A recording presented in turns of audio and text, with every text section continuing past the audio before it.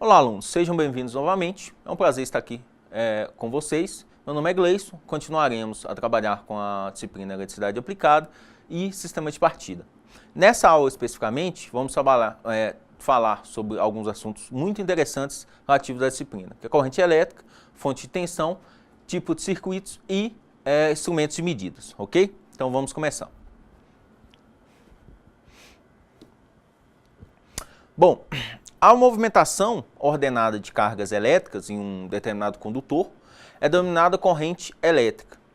Para que haja corrente elétrica é necessário que haja uma DDP. Como vimos na aula passada, a DDP é a diferença de potencial, que é a tensão.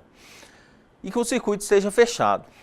Logo, se pode afirmar que existe tensão, não existe tensão sem corrente. Mas nunca existirá corrente sem tensão. Isso acontece porque devido à orientação das cargas elétricas. O símbolo para representar a intensidade de corrente elétrica é a letra I maiúsculo ou minúsculo. Bom, a unidade de medida de corrente, a corrente elétrica pode ser medida por meio de instrumentos, certo? Então, a unidade de medida da corrente elétrica é o ampere, que é representado pelo símbolo A. Como qualquer outra unidade de medida, a unidade de corrente elétrica tem múltiplos e submúltiplos adequados a cada situação, como eu expliquei na aula anterior para vocês, na aula 3, a aula anterior de vocês.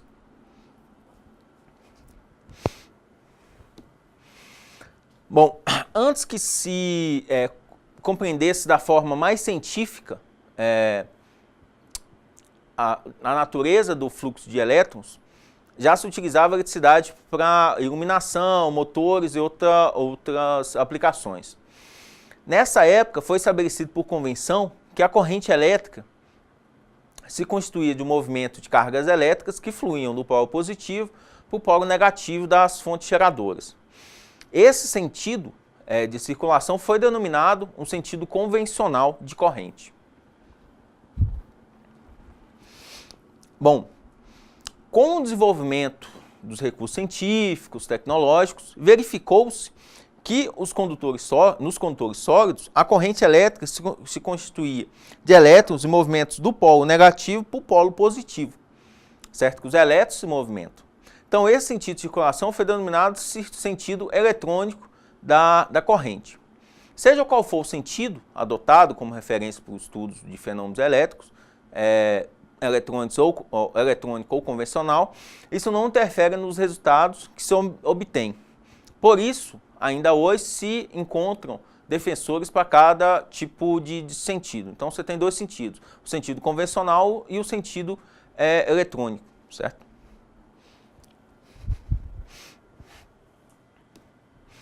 Bom, agora vamos falar um pouquinho em relação à resistência elétrica.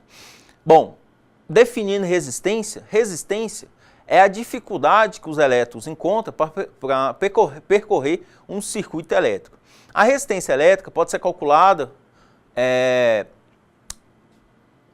na verdade é calculada por uma unidade de medida chamada ohm, certo? Representada pela letra grega, essa letra grega que está aparecendo para vocês, que é o ômega.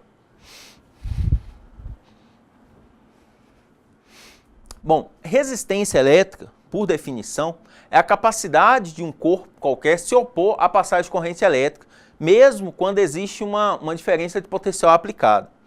Seu cálculo é dado pela primeira lei de Ohm, que a gente vai ver mais na frente, e segundo o Sistema Internacional de Unidades, SI. E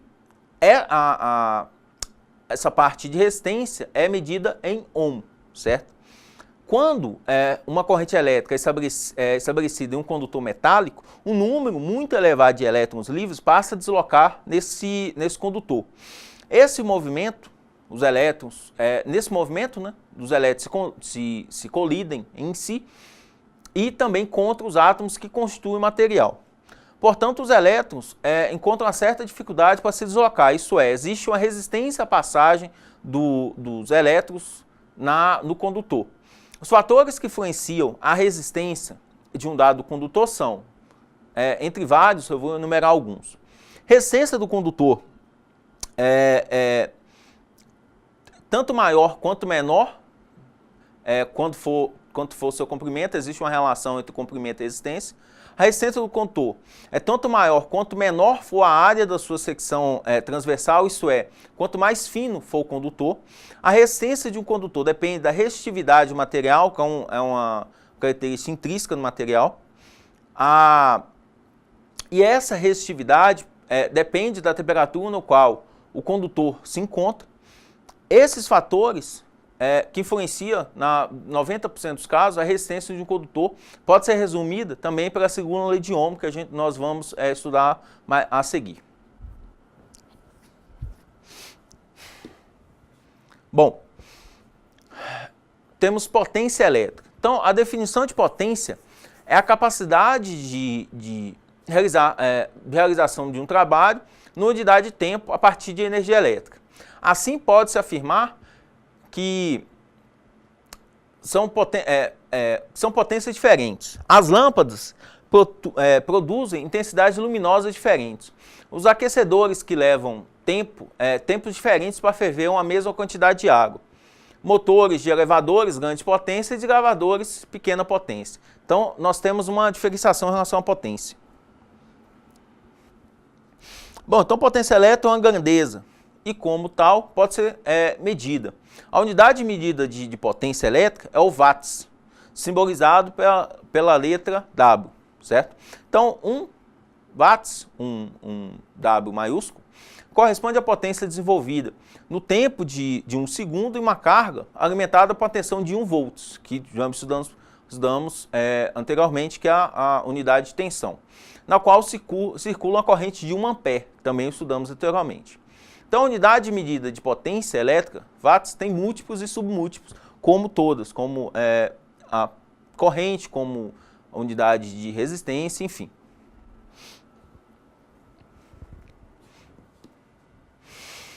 Bom, vamos falar um pouquinho em relação à fonte de tensão.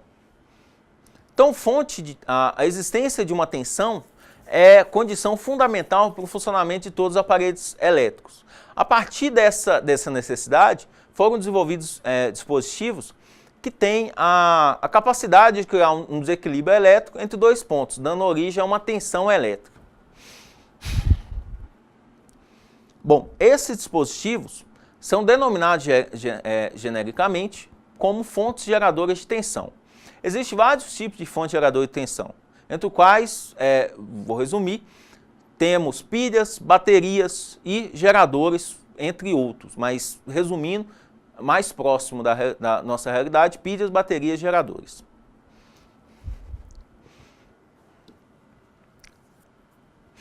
Bom, a tensão contínua é a tensão elétrica entre os dois pontos cuja polaridade é invariável, certo? Então, todas as fontes geradoras de tensão que têm polaridade fixa são denominadas fontes geradoras de tensão contínua, certo? Então, a bateria tem uma fonte de geração contínua. Então, fontes de geradores de tensão contínua, temos, como eu falei, a polaridade física. A tensão alternada, denominada normalmente de CA, tensão alternada, difere da tensão contínua porque troca a polaridade constantemente, provocando no circuito um fluxo de corrente, ora num sentido, ora em outro sentido. Bom, a tensão elétrica disponível nas residências é do tipo alternada, por ser a forma de geração mais barata e uma das mais limpas, razão pela qual a maior parte dos equipamentos elétricos é construído em sua engenharia justamente para funcionar alimentado a partir desse tipo de corrente elétrica. A condição fundamental para ser determinada uma tensão elétrica, seja uma determinada tensão elétrica seja considerado como tensão alternada, é que sua polaridade não seja constante, então variável ou invariada no processo. Assim, pode existir os mais diversos tipos de tensão alternada. Distinguimos a partir de 4 características. Forma de onda, ciclo, período e frequência.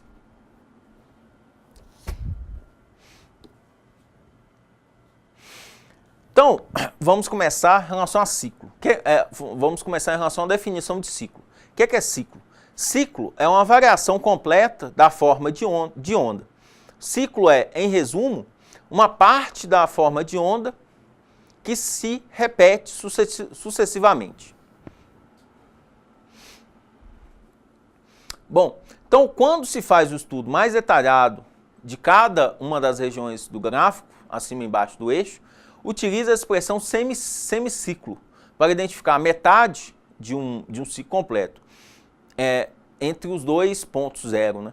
Então, o semiciclo pode ser identificado como positivo, que é o acima do gráfico, certo? Do eixo, e o negativo, que é abaixo do eixo.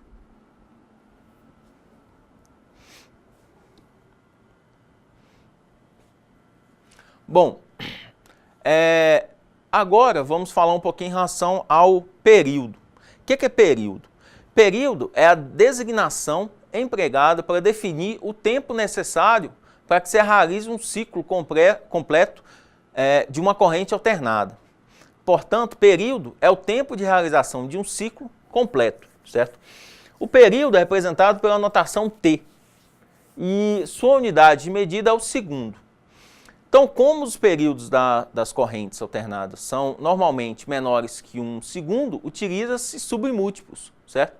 Então, você tem o mili, como eu expliquei para vocês anteriormente, o mili é 10 elevado a menos 3, certo? Então, você tem o milissegundos, que nessa notação vai ser 1 dividido por 1000, e você tem o micro, que é 1 vezes 10 elevado a menos 6. Então, 1 dividido por 1 milhão. Bom, então, a frequência é o maior número de ciclos que uma corrente alternada ocorre em um segundo. É indicada pela letra F, de frequência, certo? E sua unidade é o Hertz, o Hz, certo? A frequência mais utilizada no Brasil são 60 Hz e 50 Hz. Atualmente, 60 Hz. Então, os múltiplos mais utilizados na unidade de frequência são o quilo e o mega. Então, o quilo é 10 a terceira e o mega é 10 elevado a sexta, ok?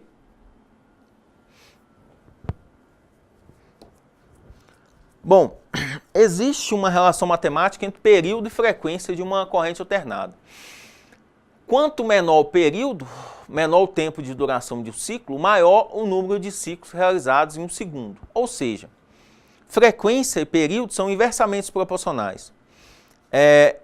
Expressando matematicamente a relação de proporcionalidade inversa, temos a frequência é igual a 1 sobre o período, ou o período é igual a 1 sobre a frequência, certo? Onde F é a frequência, lembrando que a frequência, a unidade de frequência é Hertz, então a variação em um segundo, e o período é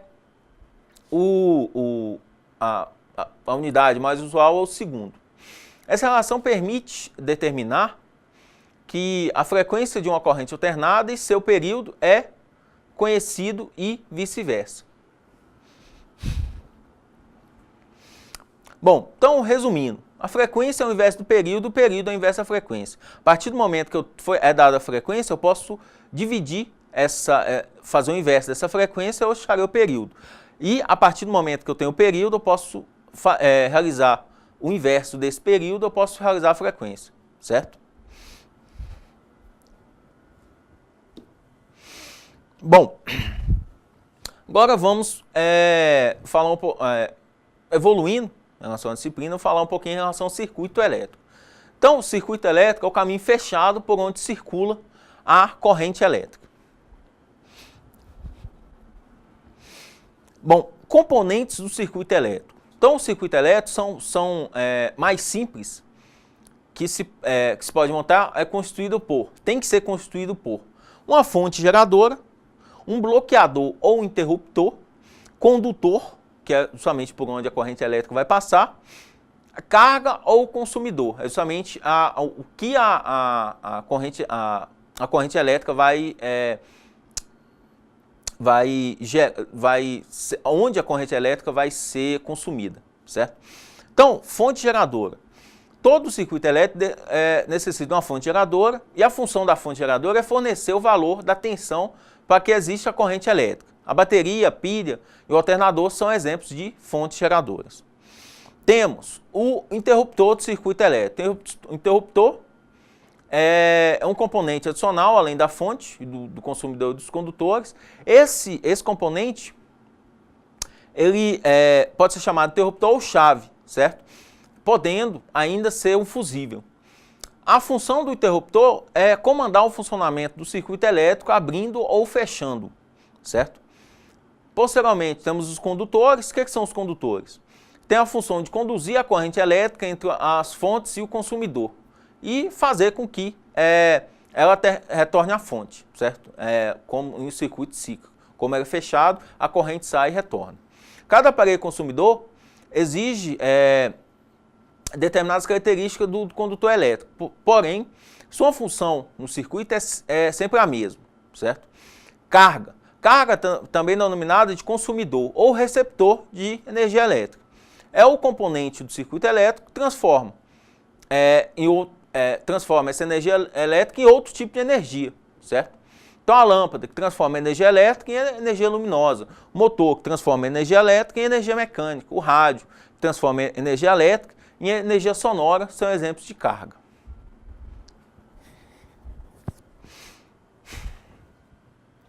Bom, seria muito inconveniente em circuitos elétricos, né, em todas as disciplinas relacionadas a essa parte elétrica, a cada vez que é necessário desenhar um circuito elétrico, ter que desenhar os componentes na forma real. Por essa razão foi criada uma simbologia, que é a unificação somente desses símbolos, universal somente para facilitar a parte de desenho e compreensão dos circuitos. Então, dessa forma, cada componente é representado por um símbolo e toda a vez que ele tiver que ser desenhado em um circuito elétrico, é uma padronização.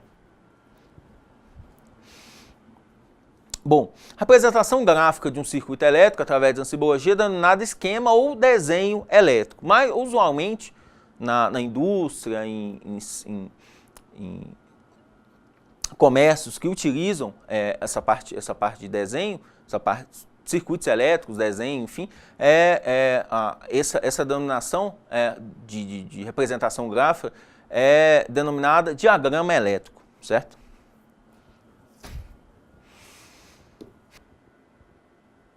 Bom, aqui nós temos um interruptor,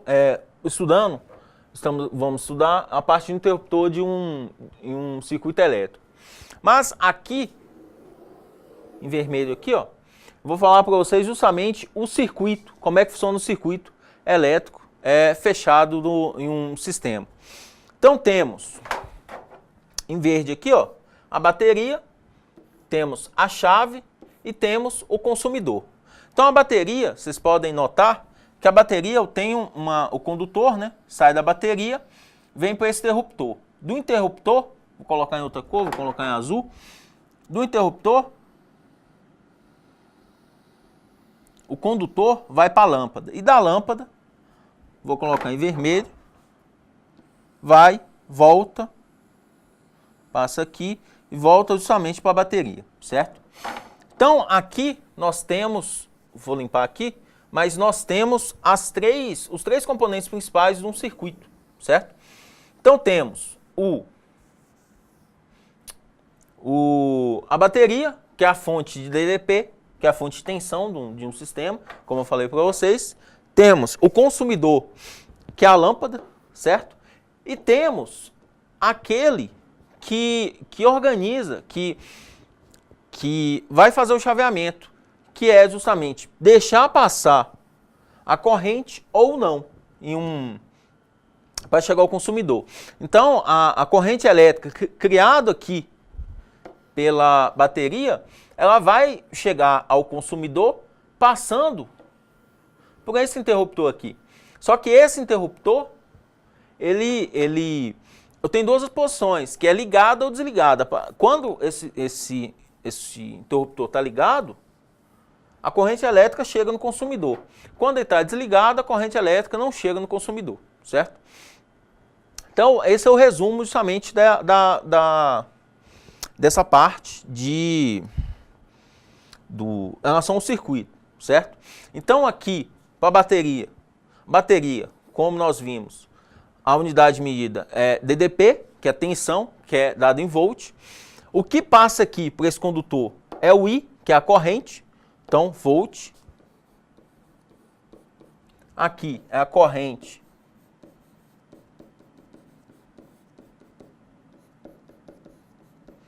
elétrica, certo? Então, volt, corrente elétrica.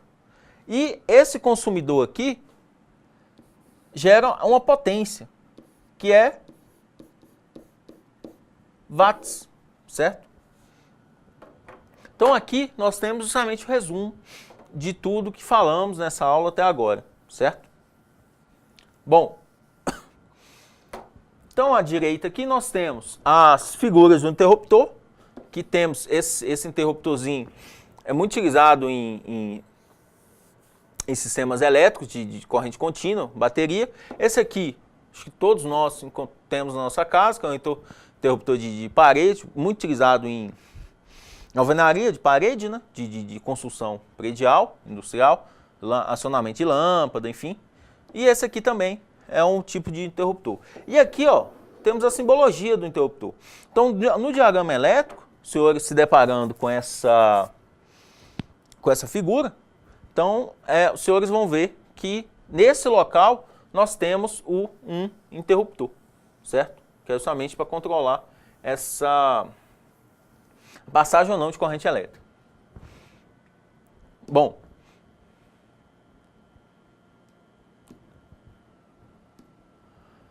agora nós vamos estudar a parte de circuitos em si. Nós temos 3 tipos de circuitos. Então, temos os circuitos em série, que é aqueles cujos os componentes são ligados um após o outro. Desse modo, existe um caminho único para a passagem de corrente elétrica, que sai do polo negativo da fonte, como estudamos, passa através do primeiro componente, passa pelos componentes seguintes, assim por diante, até chegar ao polo positivo da fonte. As características do circuito em série, o valor da corrente é sempre a mesma, em qualquer ponto do circuito. Isso acontece justamente porque a corrente elétrica tem apenas um caminho para percorrer. Bom, temos circuito série, agora vamos estudar em relação ao circuito em paralelo. É aquele circuito cujos componentes são ligados em paralelo, que é justamente o segundo circuito aí, o circuito do meio do visor de vocês. As características do circuito paralelo temos a corrente é dividida em cada ponto de circuito, porque ela depende da resistência de cada componente à passagem de corrente elétrica e de tensão aplicada sobre ele. Todos os componentes ligados em paralelo recebem a mesma tensão. E por último, o circuito misto, que é o mais usual, o mais próximo da realidade, da nossa realidade, essa parte de eletricidade, que é o circuito, os componentes são ligados em série e em paralelo, justamente mistura. A principal característica do circuito misto, o componente R1 ligado em série, ao ser atravessado por uma corrente, causa uma queda de tensão, porque é uma resistência. Sendo assim, os componentes R2 e R3, que estão ligados em paralelo, receberão a tensão da rede menos a queda de tensão provocada por R1.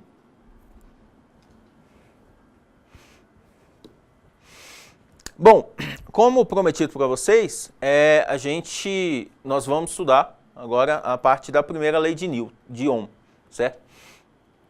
Essa primeira lei de Ohm, ela estabelece uma relação entre as grandezas elétricas, tensão, como que já estudamos, que é a DDP, e corrente, I, que é a ampere, e a resistência, certo? Que é a oposição da passagem de corrente elétrica. Então, verifica-se que a lei de Ohm, a partir de medições de tensão, corrente, resistência, realizadas no circuito elétrico simples, composto por uma fonte geradora e um resistor. No slide seguinte, mostra-se um circuito elétrico com a fonte geradora de 9 volts e um resistor de 100 ohms. Notamos que o multímetro ajustado na escala de miliampere, né? E a corrente circulante é 90 miliamperes. Bom, aqui nós temos a primeira lei de Ohm, nós temos U igual a RI. A segunda lei de Ohm é a lei relativa à resistividade, que é R igual a ρ. Então a resistividade é diretamente proporcional ao produto de ρ, que é uma constante, vezes o comprimento dividido por A, que é a seção da fiação, certo? Então essa aqui, vou colocar em azul aqui, ó. Primeira e segunda, certo? Então a primeira lei de Ohm é a tensão aplicada no circuito é diretamente proporcional ao produto da resistência vezes a corrente. E a segunda, a resistividade, que é a oposição de passagem de corrente elétrica em um circuito, é diretamente proporcional ao produto ρ, que é uma constante de cada material. Cada material condutor tem uma constante diferente. Então você tem materiais que são bons condutores, cobre, ouro, enfim. Tem materiais que não são tão bons condutores. Alumínio, a perda é muito grande, madeira, enfim. Então você tem bons condutores e materiais que não são tão bons condutores somente pela quantidade de elétrons livres que tem na última camada que eu expliquei na aula anterior. Fazendo a multiplicação entre o ρ, essa constante, vezes o L, que é o comprimento desse material dividido pela seção, nós temos a resistividade. Bom, então a aplicação dessa primeira lei de Ohm, vamos ver aqui, ó, em relação a esse circuito. Então aqui nós temos o circuito, certo? Nós temos uma bateria foi dado para a gente 9 volts, e um resistor de 100 ohms, certo? E o amperímetro, miliamperímetro, na verdade é um equipamento que é ligado em série, justamente que a corrente passa por ele. Aplicando aqui a lei de Ohm, então esse aqui é o desenho em azul, com a setinha, o desenho real. Esse aqui é o diagrama elétrico, certo? Do sistema nosso, que é a fonte em vermelho, 9 volts, que é a bateria, a resistência aqui, que é 100 ohms, certo? E em série, a corrente ela vai passar por aqui, ó. E vai passar pelo amperímetro, que é o equipamento que vocês vão utilizar, inclusive, na aula prática, que consegue fazer a medição em relação à corrente, certo? Corrente elétrica, a intensidade da corrente elétrica. No caso do multímetro, corrente elétrica, a medição em relação à resistência, a medição em relação à tensão, enfim.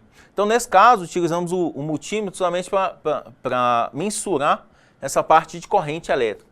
Então, temos a fonte, a resistência e passa aqui pelo amperímetro e volta para a fonte novamente. Então, sai do polo positivo e volta para o negativo, certo? Então, temos U igual a RI, aplicando primeira lei de Ohm. O U no nosso sistema é o 9, né? 9 volts. O R é 100 vezes o I, certo? Então, o I vai ser 9 dividido por 100, certo?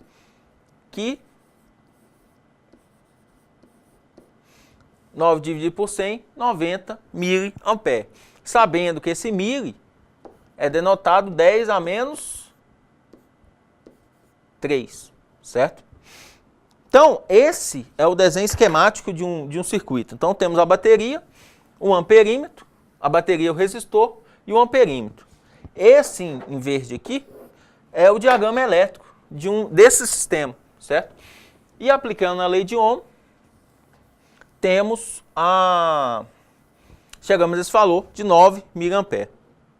Bom, aqui do outro lado, embaixo, à direita, em azul aqui, ó, temos o segundo exemplo, a mesma coisa, certo?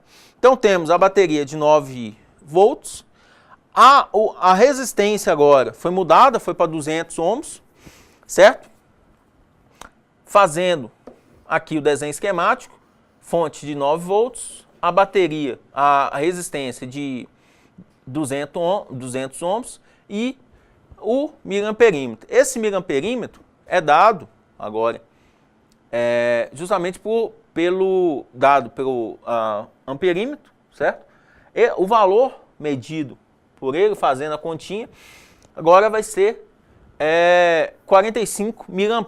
Por que 45 mA? A formulinha nossa, né? U igual a RI. Então, a tensão é diretamente proporcional ao produto entre a resistência e a corrente, certo? Se a resistência antes era 10,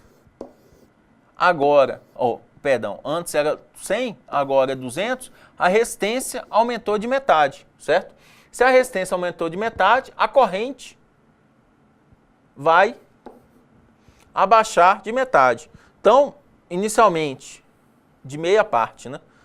Inicialmente a corrente é 90 amperes, agora a corrente vai ser 45 amperes.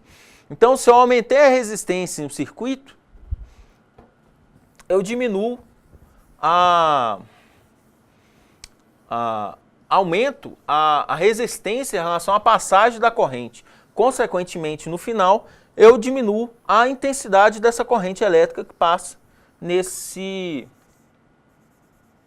circuito, certo? Então, aumentei de metade e diminuo de metade.